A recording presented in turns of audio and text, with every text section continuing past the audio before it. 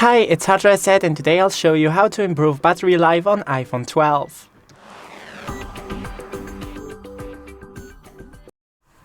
So first go into the settings, then here we have battery, and we have daily usage with the app and system activities.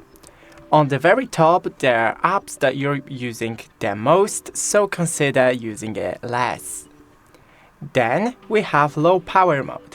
iPhone will temporarily reduce some background activities, processing speed and display brightness, and limit certain features such as 5G, iCloud syncing, email fetch, and more. You can enable this if you really need more battery. Then going into the display, right in here, display and brightness, enable the dark theme. It will allow you to save more battery. Then scroll down and lower the brightness. And one last thing, auto lock, change from never to 1 minute or just shorten this time. And that's it. Thanks for watching, don't forget to leave a like and see you in the next one.